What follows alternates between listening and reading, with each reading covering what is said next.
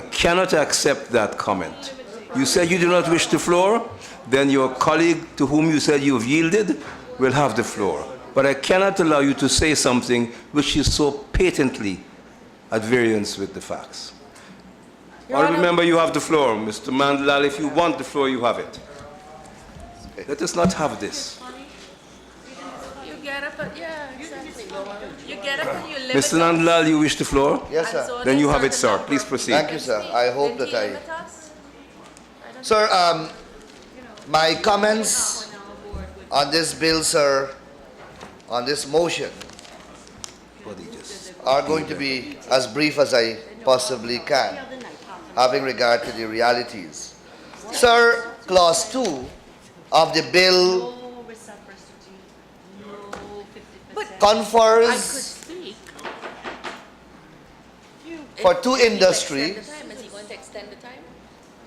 industry and agriculture, a regime of exemptions. But, sir, again, those exemptions carry with them the conditionality to which I objected earlier, which is that all tax returns in accordance with Section 60 of the Income Tax Act must be complied with, and that this arrangement, that all taxes must be paid off, arrears must be paid off, and that this arrangement must be entered into to the satisfaction of the Commissioner General in relation to the payment of taxes that may be assessed to be outstanding. And, sir, I would like to repeat, mutatis mutandis, all the arguments which I have articulated earlier in relation to this measure. It is going to be, sir, a disincentive as opposed to an incentive. The Honorable Minister of Natural Resources, Mr. Raphael Trotman, can relate to the fact that concessions were granted to the small miners in an effort to assist them. But a condition of a similar type was attached to those concessions, and very few of the small miners were able to benefit. In fact, I read in the newspapers the Miners Association appealing to the government to review that conditionality. And the same thing will apply here. And therefore, sir, I believe that this measure of granting concessions with the one hand as a veneer of encouragement is that just a veneer, because the conditionalities that are imposed are so onerous that it renders illusory the concessions which are granted. So that's my first objection. And then, sir, my second objection is the one in relation to the ban on in the importation of motor cars that are 8 years old and over.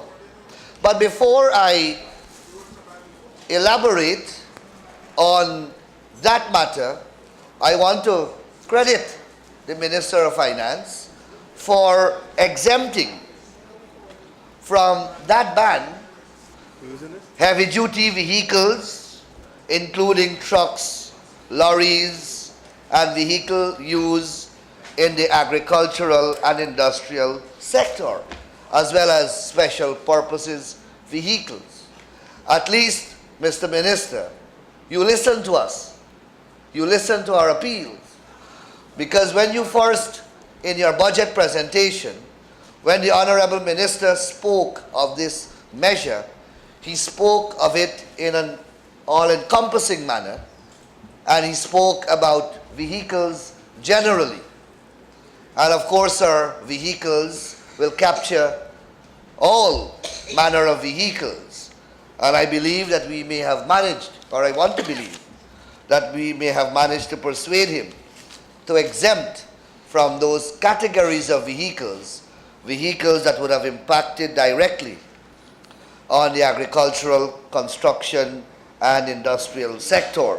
So, Mr. Minister, I want to thank you for listening to us. I want to revert, sir, to the car, the category of the cars, Because that's patently wrong. Not nothing to do with and, sir, to remind this House of the hardships already outlined by the Honorable Mr. Ramson as well as Bishop Edghill, that this measure, sir, will impact disastrously on a large section of our people. Over 50,000 persons who could have afforded a car in 2015, once this measure kicks in 2016, will not be able to afford a car. While I agree with the argument that a better quality of car will be attracted under the new regime, and while I agree that the incentive of a reduction of the excise taxes are there, and those are good things, the fact is that the cost of the newer vehicle is 3 times or 4 times the cost of the older vehicles that are now being prohibited.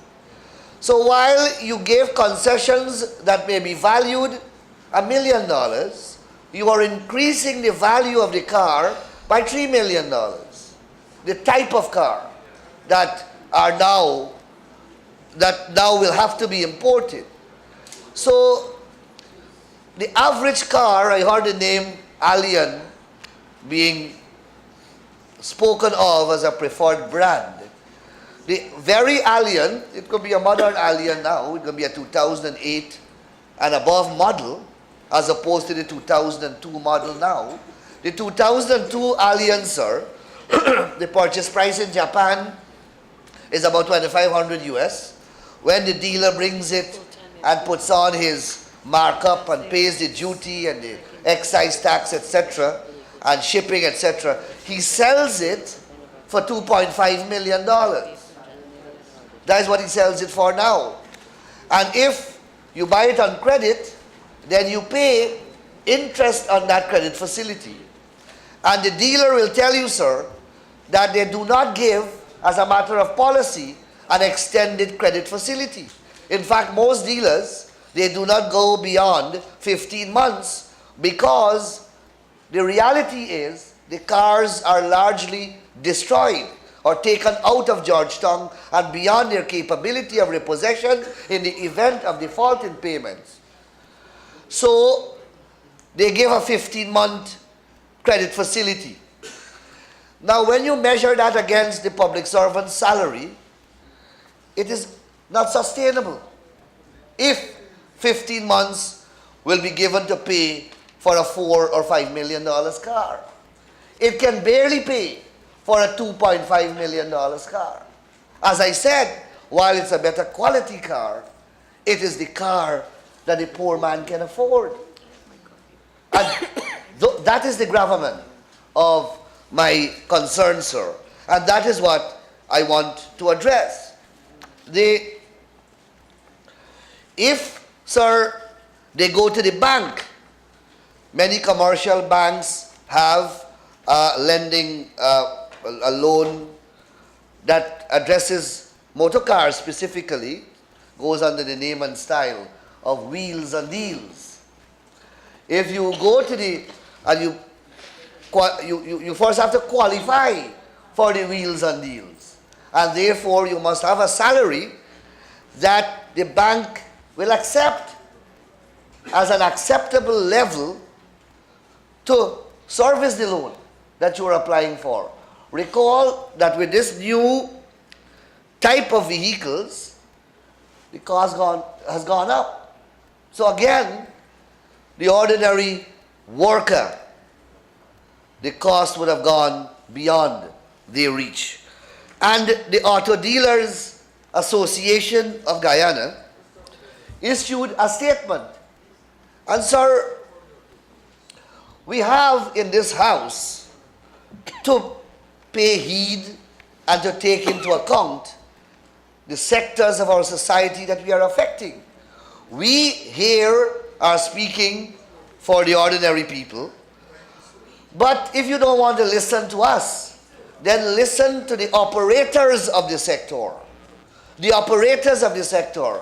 If you don't want to listen to BMSOT, then listen to CarCare.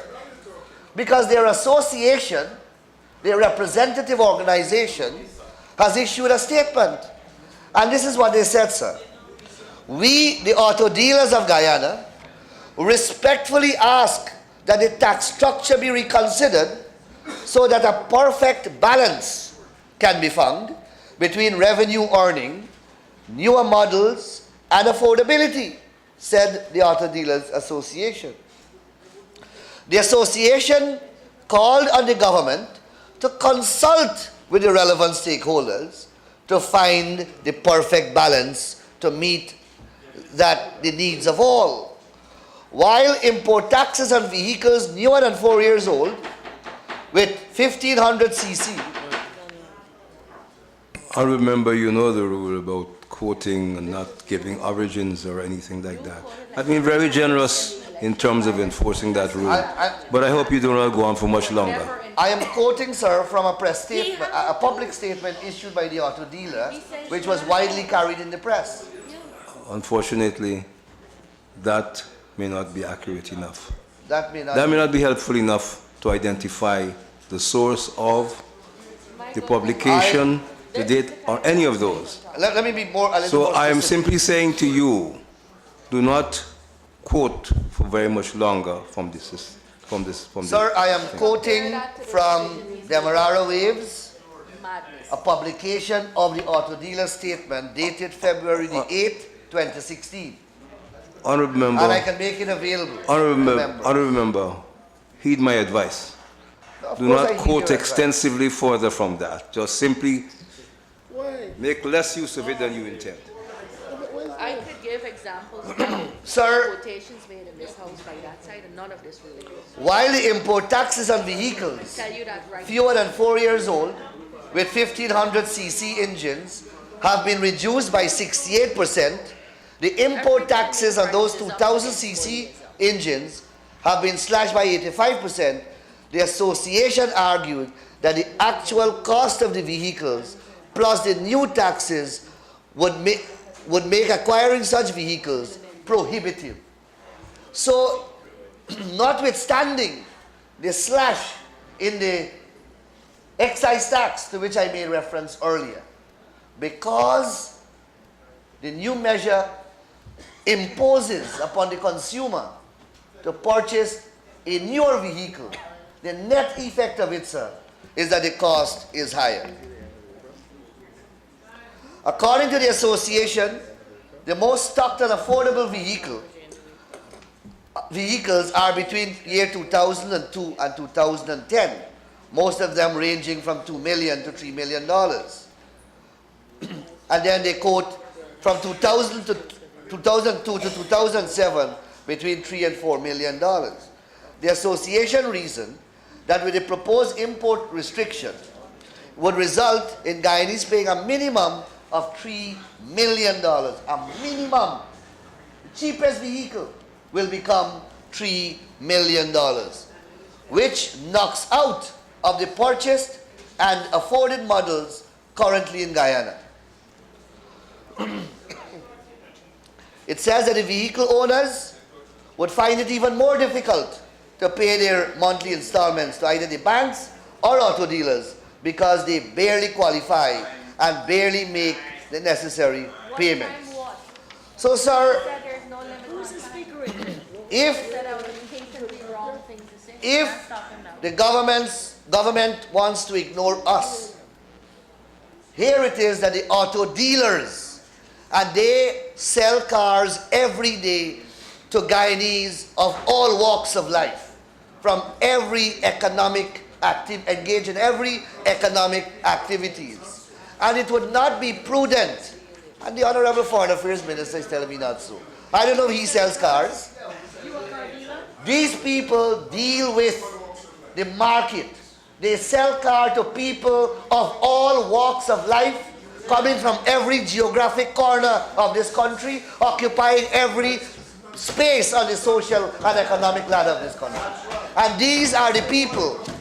The Auto Dealers Association should be the barometer which we use, sir, in implementing these measures. And then, sir, there is another issue which I have not heard mentioned in the debate so far. They spoke, sir, about the availability of spare parts. They said in their statement that the older vehicles, the older model of pickups have stronger suspension and they work well in the hinterland. The newer model, canter trucks, etc., the diesel pump have problems compared with the newer models which have electronic diesel pumps. So, sir, we have to design. While we were in government, we bought some trucks. They are parked at certain NDCs in the country. Up to now, they can't work because the hydraulic is computer driven and computer operated, and we can't find a mechanic in Guyana to repair them properly. We are saying, sir, that we will face the same problem. We don't have to face the same problem twice.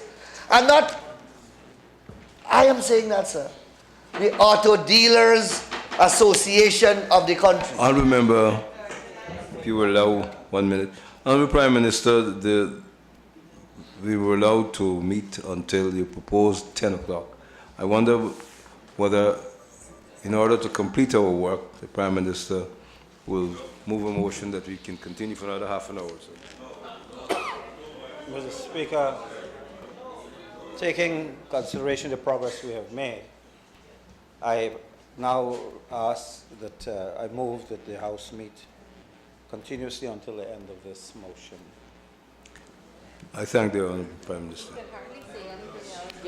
Thank you very much, sir. So, sir, we are asking that we extend the 8-year limit to 12 years. We believe, sir, so this, and sir, we do this not because we accept the concept of a ban. We are against that. We believe in freedom of choice. We believe in giving people the freedom to choose. If they want an old vehicle, well, then they can buy the old vehicle. There are fitness requirements that they have to meet. If you want, you can improve the fitness requirements.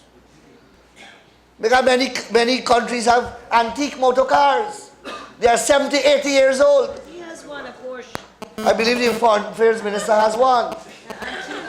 Duty free. And there is no prohibition against them, but there are requirements in every country that you must satisfy to make your vehicle environmental friendly, which is a new concept now, but originally roadworthy. That has always been the test. 100 years old. So if I have a Morris Oxford that is 60 years old, but it is driving as well as a 2008 vehicle, on what basis should I not be permitted to import that vehicle into Guyana if it is a vehicle that I want and I have the money to buy it? That is the type of freedom that the Guyanese people should enjoy. Why are we taking away that freedom in the year 2016? Societies are working together, sir, to expand freedom, to give their people greater variety of choices. And here it is, we are restricting the choices to our people. We reject that approach. We reject that banning approach. However, sir, in my 50-50 formula, of meeting the government halfway, we are proposing on this side, sir, that we extend the ban from 8 to 12 years. Let us do it in a phased way. Let us do it in a phased way. And if, sir, again, we on this side extend a hand of working together. They are proposing 8 years. We are saying 12 years. Let us work together. The ball is in their court, sir. Thank you very much. I thank the honourable member